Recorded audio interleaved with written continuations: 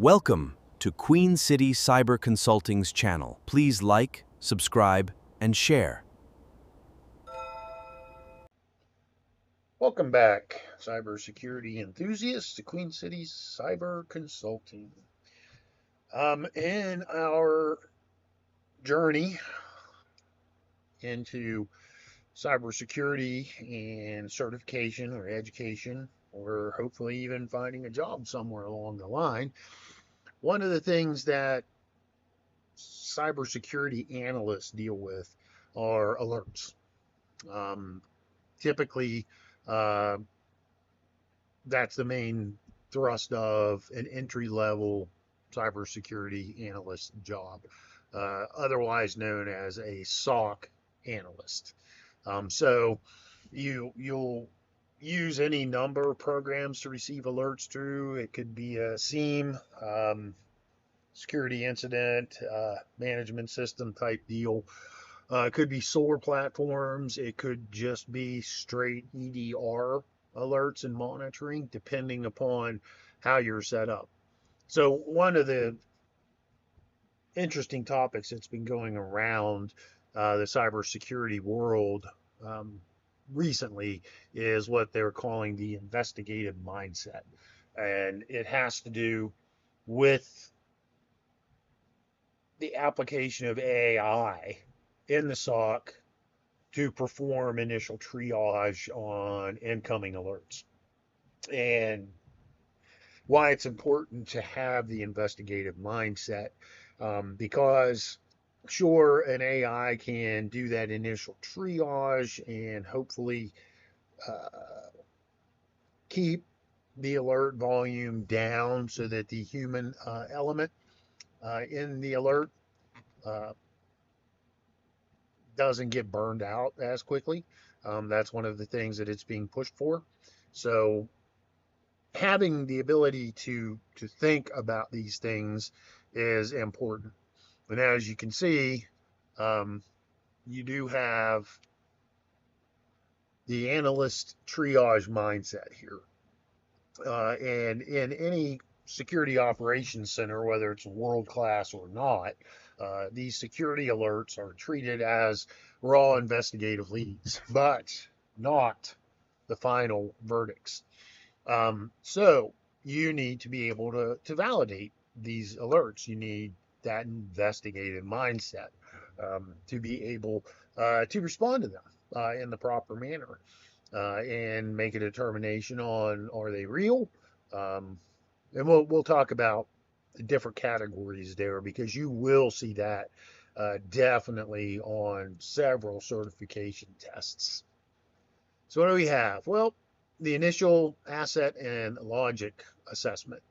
So you have to calibrate your detection logic and understand the baseline mechanics that triggered the alarm to go off. So what kind of a rule was it? Was it a firewall rule? Was it um, another kind of rule? Um, Now you've got different kinds of alerts. You've got signature based, you've got heuristic, or behavioral anomaly. Those two terms are terms you really um, should know and remember. So remember signature based here and heuristic or behavioral anomaly. Signature based is built based upon prior cases and incidents and actions committed over time by various pieces of malware. And the behavioral anomaly is activity. It could be user based, it could be the attacker.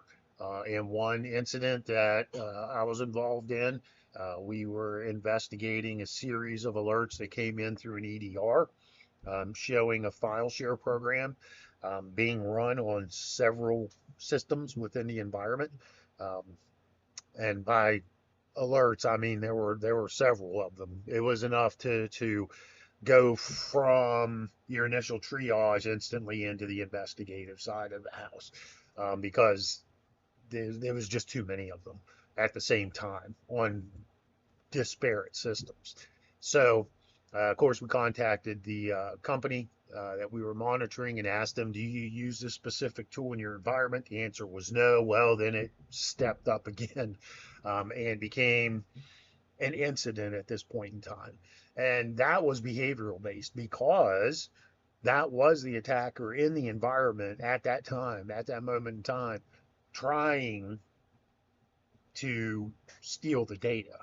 The EDR was stopping the process, and we then began blocking it. Um, the behavioral anomaly led us to signature based, and then we created signatures to block that specific tool and activity. So be aware of those. Historical noise is always an important one to ask about. Has this specific detection rule generated any historical false positives before? Um, for example, that incident that I was just telling you about, that tool had never been used in that environment before. That historical noise was not present because they didn't use that tool. However, if it had been a more commonly used tool for file sharing, they may have come back and said, yes, we do use that tool. Well, then we have to say, has this shown up before and been shown to be false positives in the environment? And then you have suppression rules. Verify if any active exclusion list criteria apply to this specific system. And they typically will create exclusion lists and apply it to different systems because each system has a different action that it is expected to perform. So you have to verify if that exclusion list applies. And if so, you have to then either whitelist or blacklist that program file that's trying to run, depending upon input from the company you're monitoring or just the individual that you're monitoring. Then you have to analyze over here the asset context. The severity of an action depends completely on the system and the user identity that is involved in the activity. Is it an unknown user? Um, Is it on a system that contains what they call crown jewels, which you can see right here? Crown jewels are what attackers are after, and typically it could contain PII, PHI, could contain corporate secrets, internal documentation that the company doesn't want getting out. Is it on a file share server? Is it a public facing corporate server or an internal production database? Um, that way you can hopefully be able to identify your crown jewels. Now, good incident response preparation, that's stage one, if you remember back to SANS and NIST, they should already have these systems that contain their crown jewels identified for the SOC analyst so that if they see suspicious activity on those systems, they're going to escalate almost immediately and make sure that there's nothing malicious going on. The identity privilege is a question you can ask. Does the user possess domain administrative or global cloud control access keys? If they do, then again, you have to take that a little bit more seriously because they have the keys to the kingdom. They have the keys to the crown jewels and could possibly be being used maliciously. Um, that's extremely important. When we get to remediation in this series, we'll talk about resetting passwords within an environment too. That's extremely important. Another case that I worked, we had done the investigation and we were in on phone calls throughout the night with their system administrator. And one of the recommendations that we made because they had been under an attack was they needed to change all passwords within their company. Now, this was a company that had offices in several different countries around the world, and they balked at that at first, and we had to explain the importance of it. Um, they said, "Okay, we'll do it." And then we come back in the next day to double check and find that the attackers had come back into the network and successfully ransomwared the systems. And we did find out that it was because that system administrator who was pushing back against the password reset did not change his password. And that was the account that the attackers used to come back into the environment. Rather embarrassing for that system admin, but it happens. Segment exposure. You can ask these questions. Is the asset isolated? Or is it sitting in an exposed developmental network of some sort? Network segmentation is big, a big part of cybersecurity.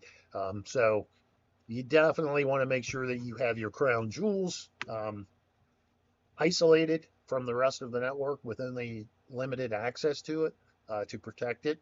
Unfortunately, a lot of companies don't do that at this point in time, and it is something that should be done. Host level execution check. Verify whether the payload actually executed or not. And in this picture over here, you can see that whoever this analyst is looking at the task lists on a system to see what had been running on that system and looking for anything suspicious there. Um, they'll often, security tools will often flag dormant files. They may never have been executed. They may just have been downloaded. And I know from my own personal experience, when we were doing incident response, we would oftentimes find the attacker's tool set had been downloaded and was sitting in a download folder, but had never actually been executed.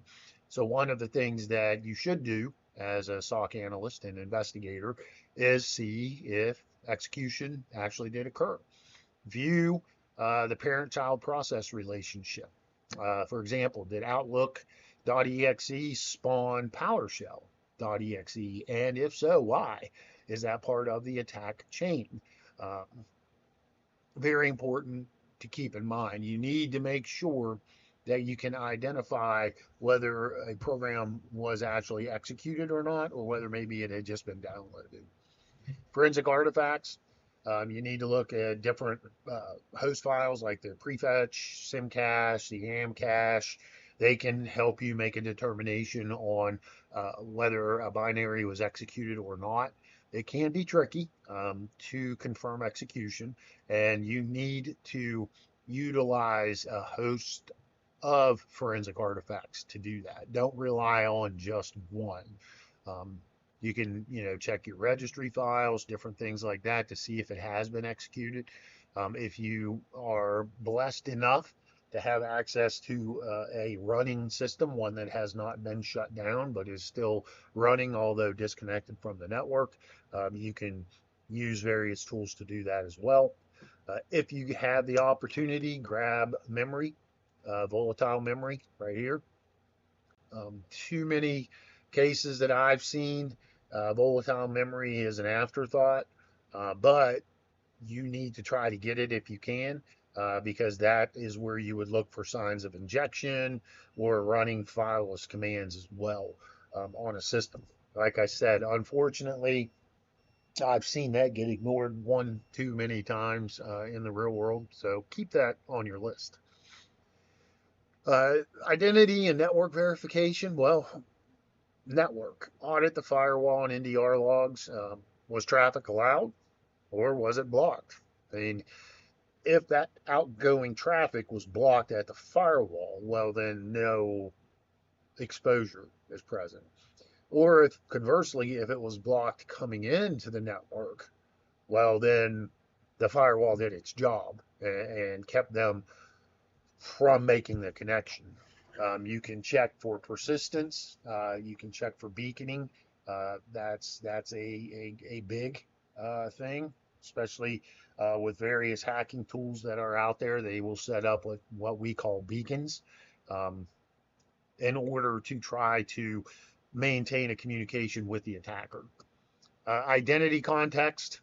Uh, for that one, you're going to audit authentication patterns. In other words, you're just going to check and see, was a user logged in when they shouldn't have been? Um, did an administrator account log in when it shouldn't have? track for or look for failed logins, because if it's brute force attempt, there will be failed logins. If it's a password spray attempt, there will be evidence of that as well. Look for geographic anomalies, what we call impossible travel. For instance, you know that this user is based in, say, Baltimore, Maryland, and they're logging in from Panama. That is called impossible travel, and it happens over the course of several days. We used to get alerts like that all the time, especially for companies that are more global with their footprint. And we would be notified of an impossible travel alert and contact the end user supervisor or the end user themselves, depending upon the statement of work that was written up, and ask. And sometimes we would find out that that end user was actually on vacation in Panama, for example. So always confirm that before like locking that user out or something along those lines. Always cross-reference any indicators of compromise that you get during an investigation with threat intelligence out there, like file hashes, IP addresses, command and control domains. Go out and check your open source intelligence. Virus Total is a really good one. I'll be doing a series of videos on tools like that that you can use. Any run is another great one. You should always be subscribed to some good threat intelligence lists. There are many, many ones out there that provide you updated threat intelligence on ongoing attacks. So always take advantage of that as well when you're investigating an alert. So here are some things that you need to remember. If you remember earlier, I told you there were some terms that you need to remember for certification test, and that these are those. If I could get that out. So you have a true positive, true positive. That's the phrase you need to remember, and remember it's malicious. It's legitimate, unauthorized threat activity, and you escalate that immediately and start utilizing your IR playbooks for whatever type of incident it might be. Then you have benign positive.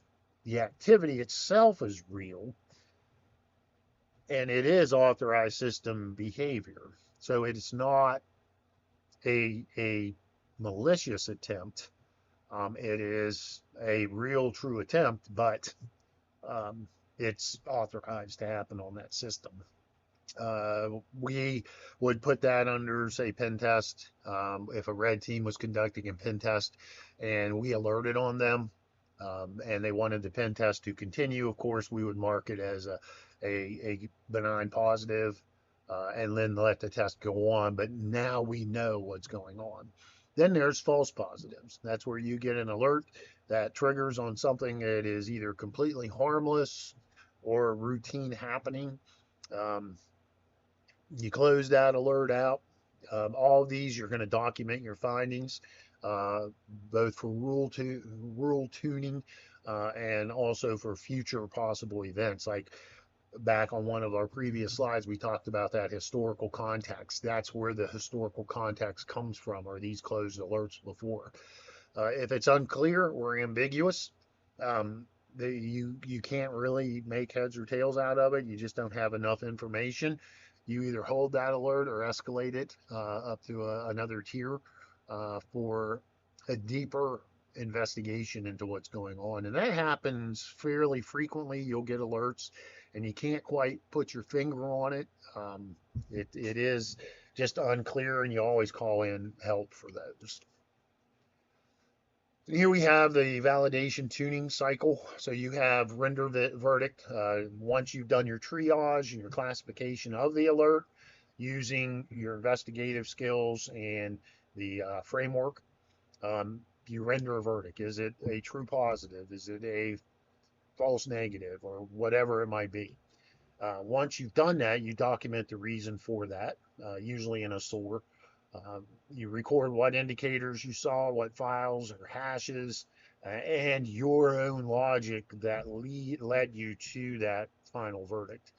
And then, if needed, say it's a false positive, well, then you're going to tune some rules hopefully adjusting the risk scoring thresholds and logic queries to prevent future false alarms. And finally, you will deploy suppression. If you have authorization to actually suppress these false positives, then you begin adding exclusions to the rules, especially if it's expected benign activity on a network. You don't want those alerts constantly coming in and creating extra work for your SOC analyst. Always reduce the noise if you can, but you always have to remember to capture the threat.